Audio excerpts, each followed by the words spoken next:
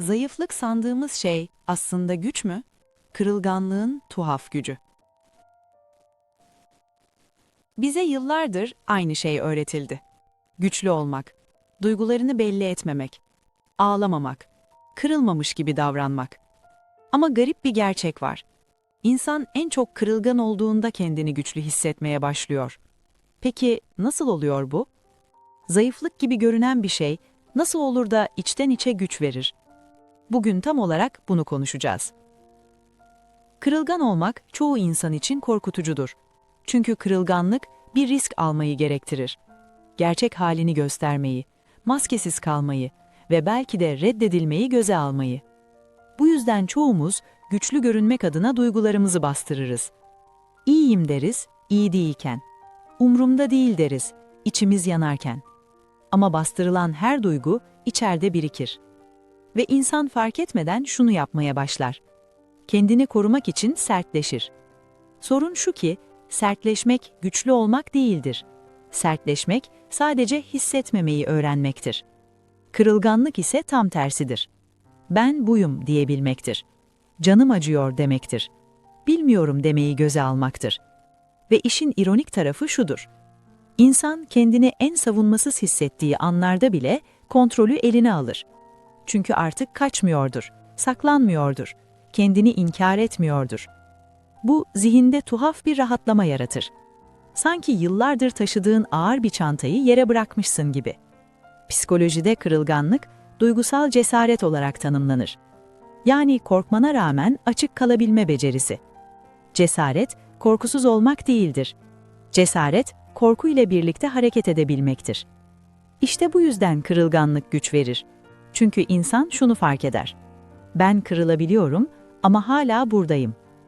Bu farkındalık özgüveni dışarıdan değil, içeriden inşa eder. Bir düşün.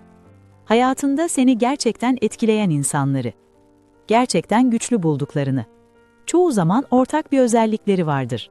Samimidirler, hatalarını saklamazlar, duygularını inkar etmezler. Bu insanlar mükemmel oldukları için değil, gerçek oldukları için güçlü görünürler. Çünkü beyin sahiciliği hisseder ve sahicilik güven verir. Kırılgan olmak aynı zamanda ilişkileri de dönüştürür. İnsan duygularını açıkça ifade ettiğinde karşısındakine şu mesajı verir. Ben sana güveniyorum. Bu mesaj karşı tarafta bir savunma değil, bir yakınlık yaratır. Ve çoğu zaman karşındaki insan da maskesini indirir. İşte bağ kurmak tam olarak burada başlar. Mükemmel cümlelerde değil, kusurlu ama dürüst anlarda.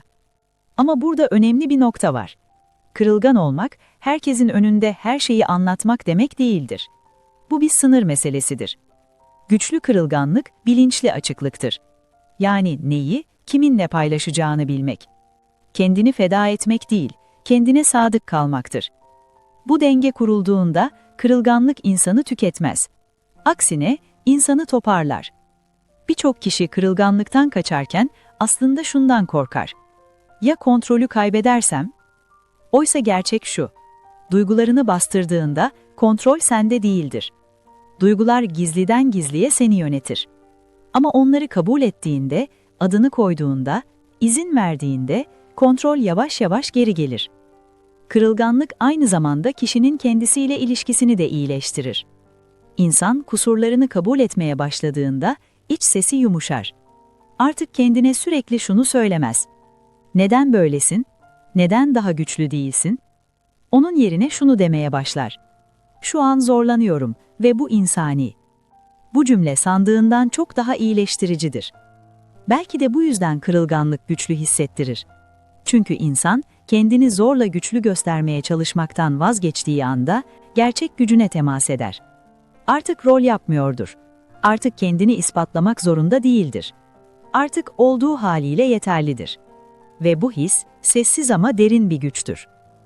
Eğer bugün kendini kırılgan hissediyorsan, bu zayıf olduğun anlamına gelmez. Bu, insan olduğun anlamına gelir. Ve belki de şu an hissettiğin şey, büyümenin tam kendisidir. Eğer bu video sana bir yerde dokunduysa, bil ki yalnız değilsin. Günlük psikolojide, insan olmanın karmaşık ama gerçek taraflarını konuşmaya devam ediyoruz. Videoyu beğenmeyi, Kanala abone olmayı ve düşüncelerini yorumlara bırakmayı unutma. Bir sonraki videoda görüşmek üzere. Kendine nazik davran.